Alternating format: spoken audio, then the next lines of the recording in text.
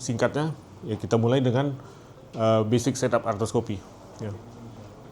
Mungkin yang senior udah cukup banyak ikut Dr. Yuda, mungkin udah cukup sering lah. Mungkin yang junior belum terlalu terekspos. Apa itu artroskopi? Pada dasarnya artroskopi itu hanya alat untuk melihat. Ya, jadi kalau istilah awamnya kan selalu bilang mau diapain operasi teropong sendi. Apa yang kita lihat di dalam, nah itu tentunya tergantung regio mana yang mau kita scope. Kalau saya kan terutama ngerjakan knee sama shoulder, sama Dr. Yuda juga. Mungkin nanti Dr. Charles lebih ke ankle arthroskopi. Dan yang sekarang masih belum banyak ahlinya juga ya hip arthroskopi. Tapi yang melaksanakan itu masih belum banyak ya. Jakarta, Bandung, Surabaya ada mungkin beberapa. Ya. Jadi apa yang diperlukan untuk arthroskopi? Ya, jadi ini pada dasarnya adalah minimal invasif prosedur. Artinya kita akan melihat ke dalam sendi. Kita tentunya harus mengerti dulu. Jadi biasanya nggak ada orthopedic surgeon tuh langsung ke arthroskopi. Ya. Kita belajar open dulu semuanya.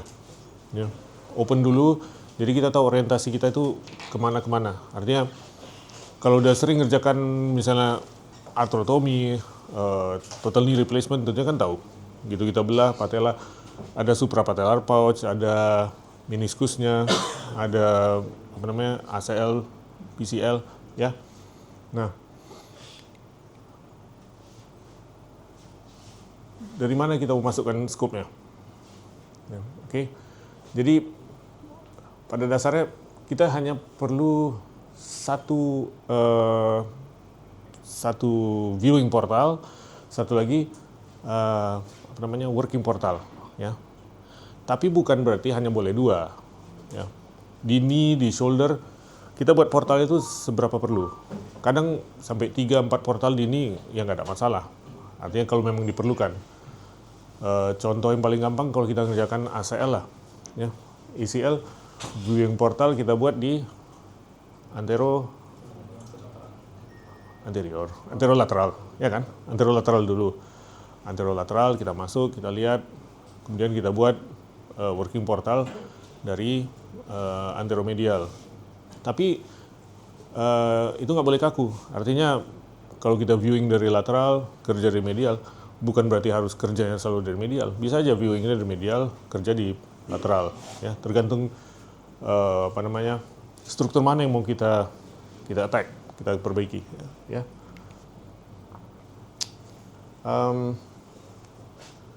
Kalau ini ya oke lah. Ya, keuntungan dari minimum invasive surgery ya tentunya lukanya lebih kecil. Ya. Kalau dulu sebelum ada arthroskopi ngerjakan ACL itu open. Jadi sebelum saya fellow pernah juga saya kerjakan open ACL. Tapi hasilnya nggak tahu ya. Pasiennya lost follow up juga. Jadi yang penting kita tahu nanti kita bahas waktu knee arthroskopi sama ACL. Tapi kekurangannya tentu dibandingkan open surgery. Kalau kita open surgery kita melihat langsung, artinya 3D, ya.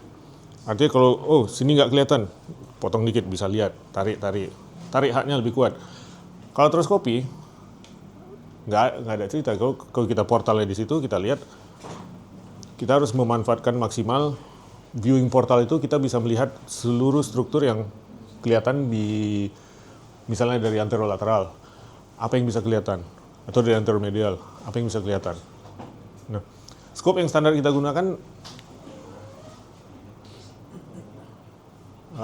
kebetulan di Adamalik juga ini, ya. Adamalik kan kita pakai Conmed juga. Ini yang 4K nih. Wah, ini yang lama nih. Ini yang lama. Yang baru yang 4K. Tapi prinsipnya sama. Ada imaging dan visualization system itu basic setup ini. Tower arthroskop itu mau merek apapun itu standar, ya. Ada camera unit, ada light source, ada power untuk shaver untuk itu. Kalau pump unit sama kalau sekarang standar karena kita ngerjakan shoulder kita punya RF, ya, radio frequency ablator. ya. Jadi ini basic setupnya. Ada imaging, ada kamera, light source. Nah, yang paling penting itu tentu yang di tangan kita, ya, camera head. Nggak ada contoh ya, Pak Iwan? Ada contoh camera head? Oh, kebetulan saya Nggak bawa? Iya, lagi operasi ulang. Lagi dipakai, oke. Ya udah. Lupa aku bilang mana. Padahal yang camera head lama kan ada ya, yang 8.000 ya. Ya. Boleh kalau untuk nanti, untuk yang sesi berikut boleh. Ya, jadi camera head inilah yang mata kita nanti. Jadi mungkin generasi sekarang nggak terlalu masalah ya. Ya sama aja. Ya, kalau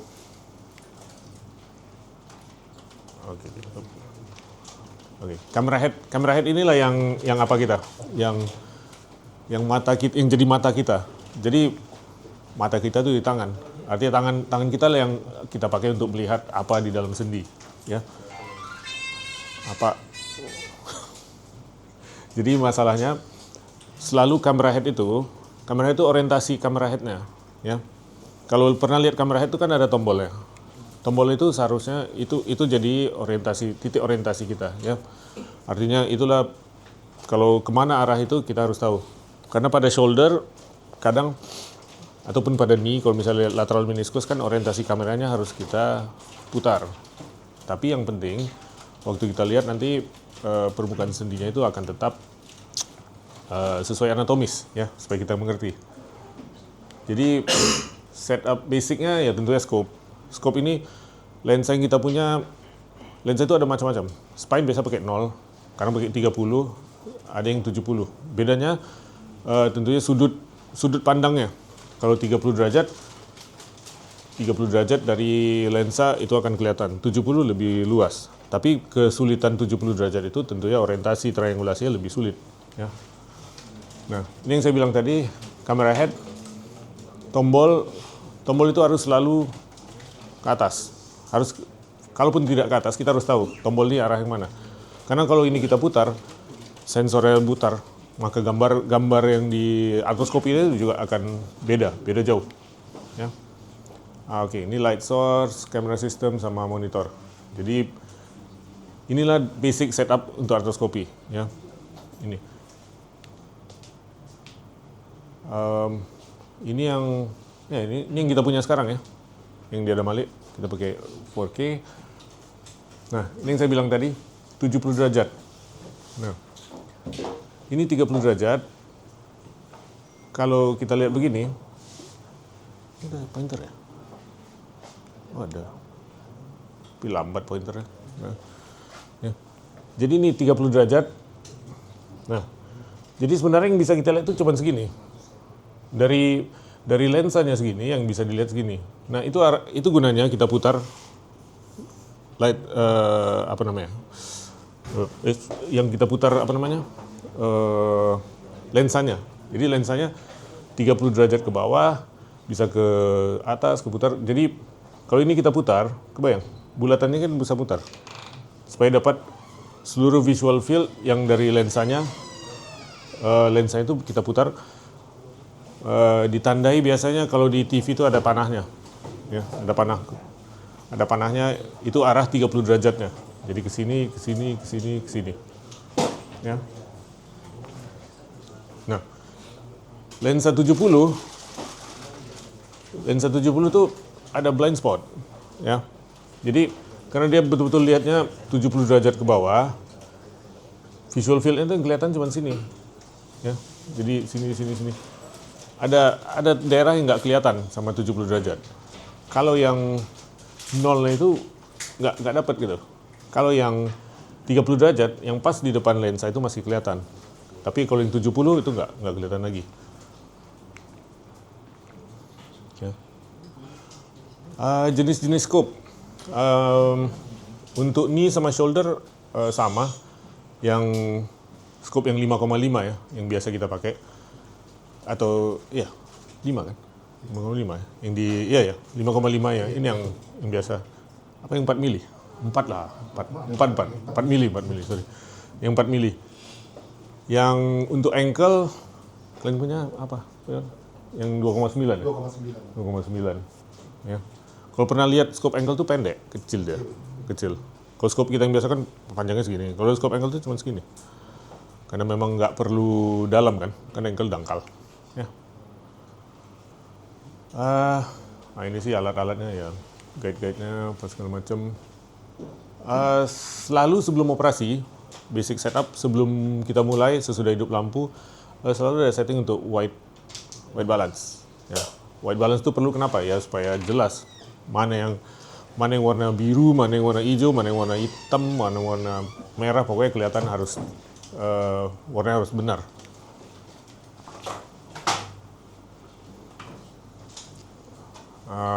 Oke. Kalau sudah masuk portal, sudah masuk kelihatan ke dalam, nah tentunya kita perlu alat untuk kerja. Ya. Selalu kita pakai cairannya NaCl. Ya. NaCl karena kita pakai yang namanya radio frequency ablator. Kalau tahu prinsip kerja ablasi itu adalah ionisasi, jadi merusak jaringan, listis jaringannya, bukan membakar. Ya. Ablasi itu juga low temperature, setahu saya 80 derajat panasnya, jadi kalau lebih dari itu biasanya sensornya ada, kalau lebih dari itu dia otomatis berhenti kok. Ya. Jadi pompa untuk artroskopi, mungkin ini yang sering kita lihat karena ini yang ada di Adamali. Perusahaan lain tentunya beda sistem pumpnya, tapi pada dasarnya yang pompa itu gunanya untuk memompa air ke dalam lutut. Ya. Kalau zaman dulu malah kayak urologi malah pakai itu apa namanya botol di tourniquet, botol dipompa gitu. Kayak untuk URS untuk apa? Ya. Jadi tekanan yang biasanya dipakai 40, 35, mungkin kalau perlu lebih tinggi 50, tapi 60 ya jarang lah, kecuali mungkin ada bleeding ya. Tapi kalau enggak, biasanya kita pertahankan di 35-40 supaya nggak terlalu swelling. Karena apapun ceritanya kita pompakan air ke dalam situ, NaCl, dia akan inhibisi ke seluruh jaringan sekitar. Jadi nanti post-op bengkaknya akan lebih besar kalau tekanan lebih tinggi. Untuk pompanya sendiri, ya prinsipnya ini prinsip kerja pompa lah. Artinya air disedot dari botol, ya didorong ke dalam sendi. Tekanannya, itu yang saya bilang tadi, tekanannya kita mau tekanan yang cukup untuk mengembangkan sendi, tapi jangan sampai bengkak cairannya kemana-mana. Ya. Oke. Ya, fungsinya tentu kalau ada cairan di dalam sendi untuk distensi kapsul. Kalau kapsulnya nggak diisi air ya tentunya kita nggak bisa lihat apa-apa. Kemudian tamponade efek ya supaya perdarahan nggak terlalu banyak ya.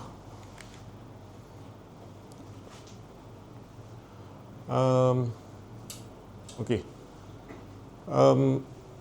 Ini yang efek tamponade itu kalau tekanan kapiler-kapiler yang di dalam sendinya itu bisa kita tekan dengan tekanan pompa ya, maka tentu perdarahan akan berhenti, ya kan? Makanya selalu biarpun post-op kita sedot, kita kosongkan, kadang sesudah operasi tetap juga hematrosis karena masih ada perdarahan. Kalau kita shaver synoviumnya itu tentu ada perdarahan di dalam. Waktu artroskopi karena kita pakai tourniquet, kita pakai tekanan pompa, ya perdarahannya minimal. Apalagi kalau kita rajin bakar-bakar pakai ablator. Ya. Nah, masalahnya selalu kalau bisa waktu turun tourniquet itu kita udah pasang elastis, ya, supaya ada tekanan dari luar. Paling nggak tamponade efek itu ya dari luar gitu. Ya. Jadi selalu saya bilang kalau misalnya turunkan tourniquet, pasang dulu Robert Jones ya, gitu, soft band elastis, baru turun tourniquet. Ya.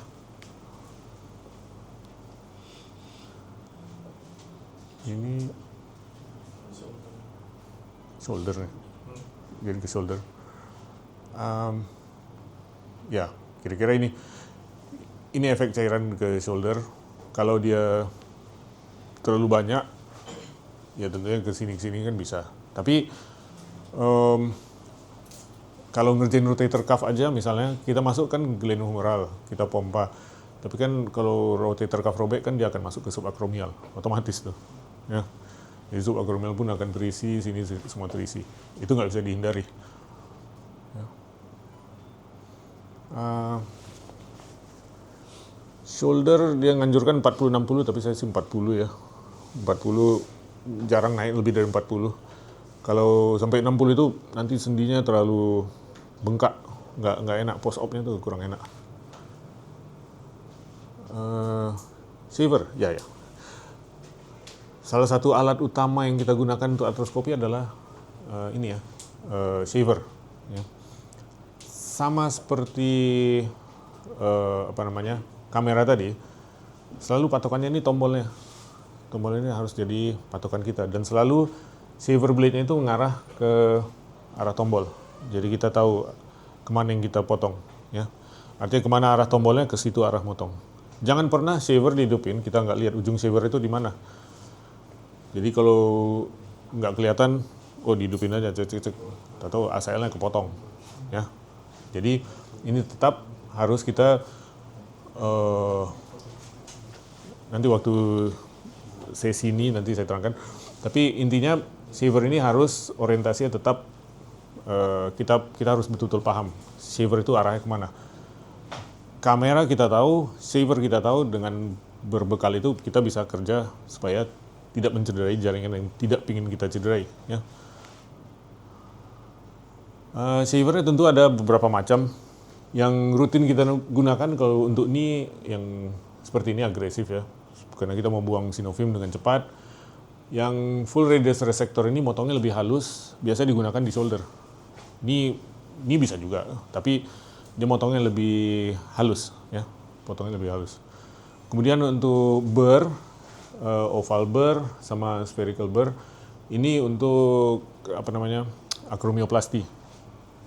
Kemarin kita kerjakan akromioplasti kan, untuk menipiskan akromionnya ini kita harus ambil sedikit-sedikit. Artinya kalau lihat diameternya ini 5 mili.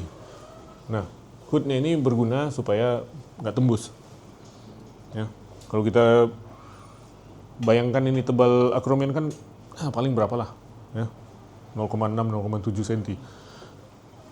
Ini burnya 5 mili. Artinya kalau diplok, ditembus ke atas, sisanya berapa? 1-2 mili nanti sisanya, ya kan? Nah, itulah guna ada hoodnya ini. 1. Nomor 2, ini waktu dia memotong tulang itu benar-benar harus kita kuasai, jangan dia, karena dia akan cenderung untuk meleset. Trok. Ya, masuk aja. Santai. Dia akan cenderung meleset kalau kayak gini, ya. Kalau apalagi yang akromionnya udah keras, udah sklerotik, itu nanti lompat-lompat burnya.